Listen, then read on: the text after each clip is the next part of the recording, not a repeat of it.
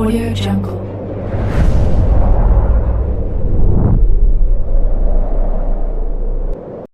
Yo, balik lagi bersama Mimin di Manhwa TV. Kali ini kita akan lanjutkan pembahasan dari cerita di Sastros Necromancer Chapter 299 dan 300. Mimin infokan kembali bagi teman-teman yang ingin menonton video terbaru lebih cepat, silahkan bergabung menjadi member di channel ini agar Mimin juga tambah semangat untuk update cerita terbarunya lebih cepat. Tanpa berlama-lama, yuk kita masuk ke ceritanya.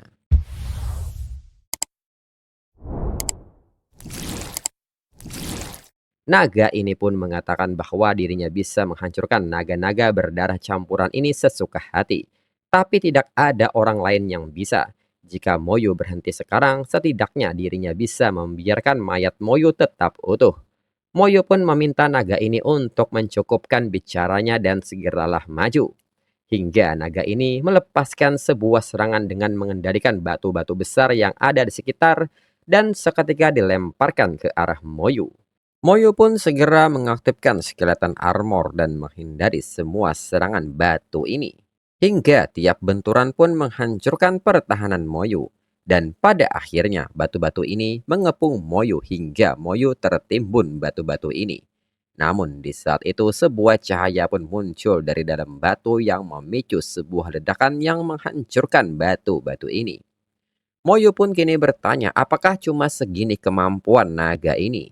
Naga ini pun nampak kaget dan bertanya bagaimana itu mungkin. Moyo ternyata tidak berubah menjadi batu. Moyo sanggup menahan kekuatan hukum batu miliknya. Moyo yang tersenyum mengatakan cuma seekor elemental dragon. Jangan bertingkah seolah-olah naga ini pure blood dragon. Naga ini pada dasarnya tidak berbeda dengan mixed blood dragon yang sudah dirinya bunuh. Naga ini hanya pengecut yang berlindung di dunia lain. Kalau naga ini punya nyali tembus pembatas dunia ini dan hadapi dirinya secara langsung. Naga ini pun sangat marah mendengar kata-kata ini dan menyebut Moyus sangat berani menyamakan dirinya dengan para makhluk rendahan itu. Karena Moyus sangat ingin mati, dirinya akan mengabulkannya. Dan seketika naga ini kembali membesarkan badannya.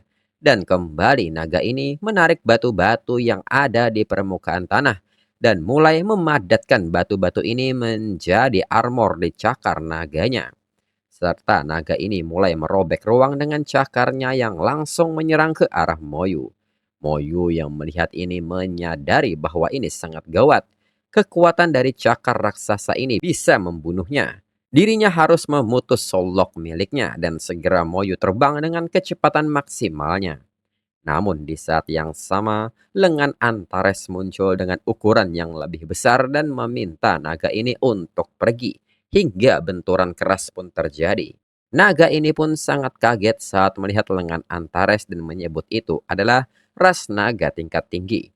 Mengapa ada entitas seperti itu di dunia ini? Lalu Dragon Emperor yang melihat naga ini berhenti menyerang bertanya, mengapa menghentikan serangannya? Bukankah itu cuma seekor naga raksasa? Mengapa naga ini harus takut padanya? Segera Dragon Emperor meminta naga ini untuk segera membunuh Moyu. Naga ini pun seketika meminta Dragon Emperor untuk diam. Memangnya Dragon Emperor tahu apa?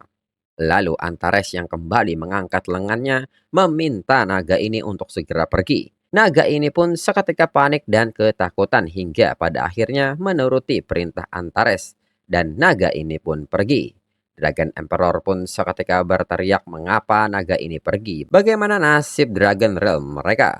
Moyu bertanya kepada Dragon Emperor sudah sampai sejauh ini. Apakah masih ada yang ingin Dragon Emperor katakan?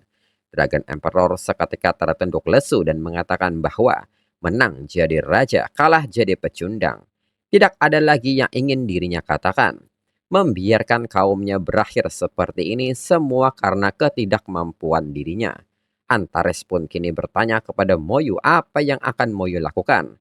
Moyu pun mengatakan kalau Dragon Emperor berniat lari, kekuatan dirinya sekarang masih belum cukup untuk benar-benar menghabisinya.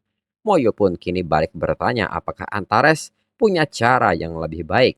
Antares pun mengatakan bahwa dirinya punya cara untuk membuat Dragon Emperor menebus dosanya.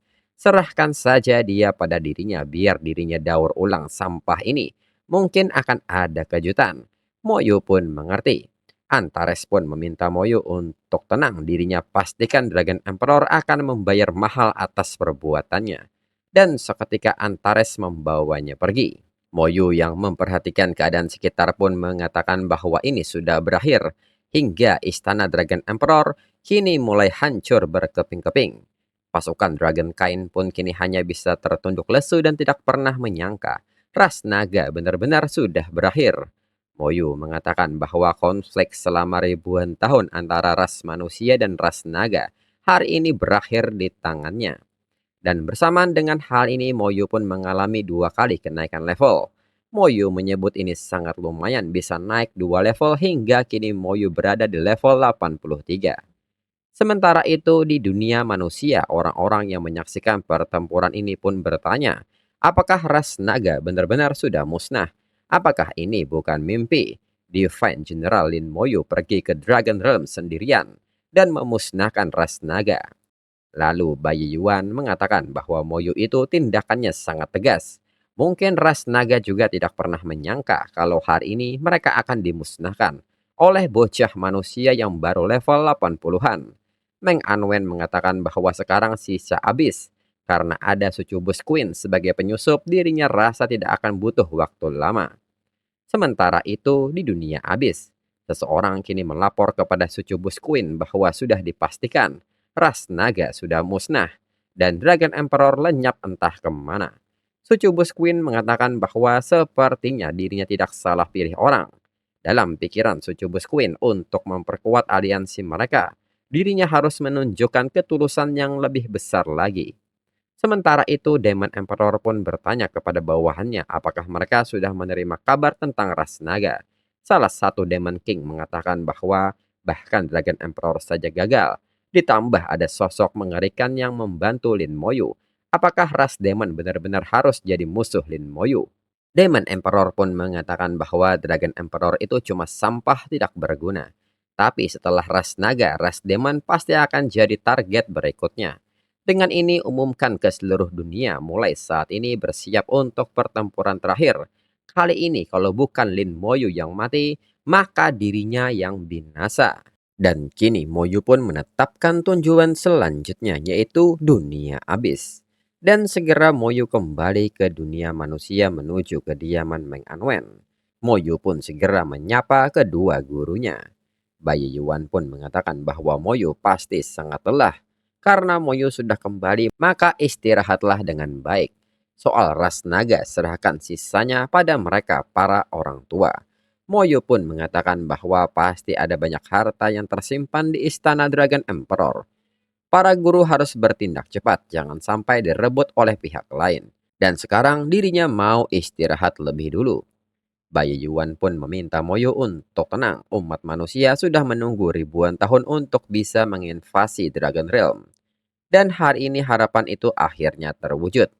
Dirinya pastikan tidak ada satupun harta yang tersisa di sana. Lalu di dalam akademi, Neng Yiyi pun kini berlari menuju Moyo dan mengatakan bahwa akhirnya mereka bisa bersama selama beberapa hari. Moyo pun mengatakan bahwa dirinya akan istirahat untuk sementara waktu dan menghabiskan waktu bersama Neng Yiyi. Hingga kini Moyo benar-benar menikmati waktu luangnya pergi bersama Ning Yiyi. Dari makan siang bersama, menaiki wahana hingga makan malam romantis. Sementara itu di perbatasan Abyss dan Dragon Realm, pasukan Demon pun kini mulai dikerahkan. Dalam perang kali ini, Abyss akan mengerahkan seluruh kekuatan, musnahkan ras manusia tanpa sisa. Lalu Demon King pun bertanya kepada Demon Emperor apakah kali ini mereka sudah tidak bisa mundur lagi. Demon Emperor pun mengatakan bahwa setelah perang ini kalau bukan ras manusia yang musnah, maka ras demon yang akan binasa. Mereka semua pergi saja, dirinya akan menunggu Moyu di sini. Lalu setelah semua Demon King pergi, Demon Emperor pun mengatakan bahwa kini sudah waktunya. Dirinya akan menggunakan kartu andalan terakhirnya. Demon Emperor pun seketika melukai tangannya dan melemparkan darahnya ke permukaan. Serta mengatakan bahwa bidak yang dirinya sembunyikan selama 1000 tahun akhirnya bisa mulai bergerak. Hingga kini peti mati pun mulai muncul dengan jumlah yang sangat banyak. Dan salah satu peti yang terbuka pun mengatakan bahwa setelah tertidur 1000 tahun, akhirnya terbangun juga. Dan segera Vampire Lord meminta kaumnya untuk segera bangkit. Dan kini para ras vampir mulai bangkit. Demon Emperor pun meminta mereka untuk pergi dan laksanakan tugas mereka. Vampire Lord pun meminta bawahannya untuk mengisi perutnya. Lalu umumkan kedatangan mereka pada dunia.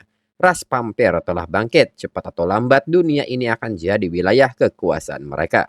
Di samping itu, Sucubus Queen pun dikagetkan dengan aura ini dan bertanya, apa ini? Ada perasaan seolah-olah mereka berasal dari garis keturunan yang sama. Jangan-jangan ada ras kuno yang bangkit kembali. Sucubus Queen pun bertanya apakah ini rencana rahasia Demon Emperor. Dirinya harus mencari kesempatan untuk memperingatkan Lin Moyu. Kemudian saat ini di Dragon Realm, Yan Kuangseng pun tidak menyangka di sisa umurnya dirinya bisa masuk dan menyerang Dragon Realm. Semua ini berkat Moyu, kalau bukan karena dia mana mungkin mereka bisa berdiri di sini dan membersihkan Dragon Realm.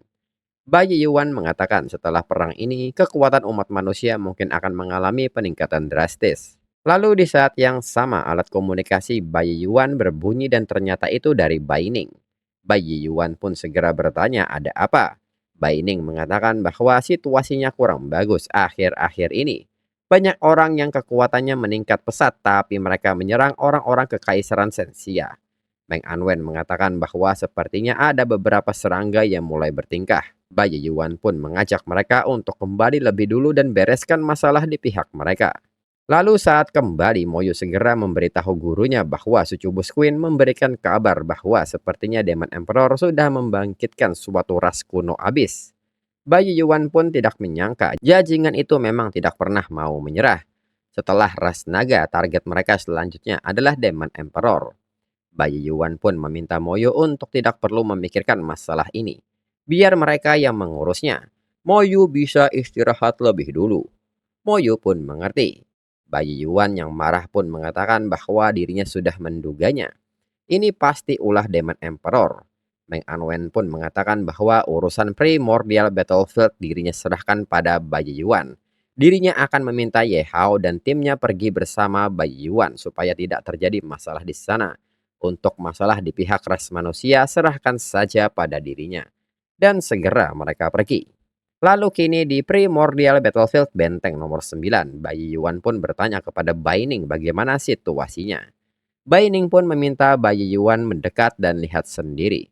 Bai Yuan pun bertanya mengapa bisa jadi seperti ini. Mereka kehilangan akal sehat, bertingkah seperti binatang buas. Bai Ning meminta Bai Yuan melihat ini. Sepertinya mereka jadi begini setelah digigit oleh sesuatu. Sekarang sudah banyak orang yang tertular. Bai Yuan pun meminta Bai Ning mengurung mereka lebih dulu serta panggil Divine Alchemist. Tanyakan padanya apakah dia bisa menyembuhkan orang-orang ini. Bai Ning pun mengerti. Sementara itu di tempat lain, Vampire Lord pun kini tertawa kecil dan bertanya apakah sudah dimulai. Perjamuan darah akhirnya dimulai. Dengan ini mereka akan berpesta. Ras vampir pasti akan jadi penguasa dunia ini. Dan mereka pun kini mulai bersulang untuk Vampire Lord. Dan untuk episode selanjutnya tunggu 1 sampai 2 minggu lagi. Sekian dan terima kasih.